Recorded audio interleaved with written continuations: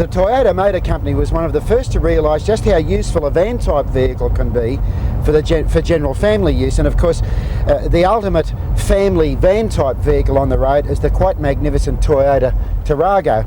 Now, the latest model Tarago doesn't have a whole lot to do with the original Tarago. It's a bigger vehicle with a bigger engine, got a lot more space inside, and obviously it's much more high-tech. But the original Toyota Tarago was a very relevant vehicle. Toyota looked at the ergonomics of the vehicle. They set the interior up so that it would be very comfortable regardless of the configuration, and they also looked very carefully at the problems encountered by people driving some of the early vans who'd had front-end collisions and suffered injuries to their legs and feet. So they put a fair bit of vehicle in front of the driver.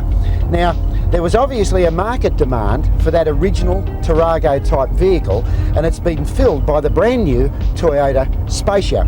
This is a 7 and an occasional 8-seater, which has an interior which converts so that you can use it as a very comfortable bed.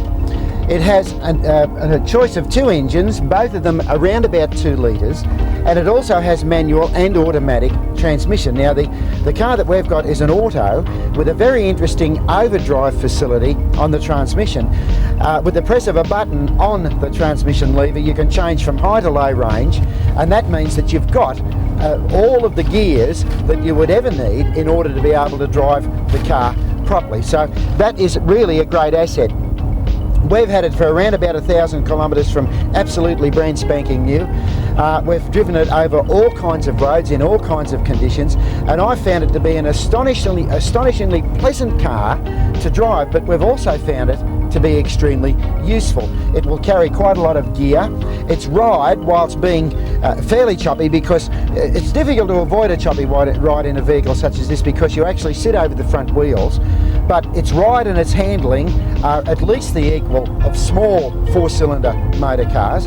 I pushed it a little hard on a couple of corners and found that it suggested sports car to me. Now, obviously you're not going to drive this car hard. It's really not designed for that. But it's nice to know that that sort of handling is available if you ever need it. Its braking is absolutely superb. It goes exactly where you point it, which is very nice to know. And the onset of oversteer, because with vans being light in the tail, the onset of oversteer is well and truly delayed. In fact, I would suggest that most of the people who would own this car, no matter how many Ks they drive, would never explore the outer edges of its performance envelope. It is a city vehicle. It's a vehicle for moving people around the city, large numbers of them, in safety and in comfort and with great economy.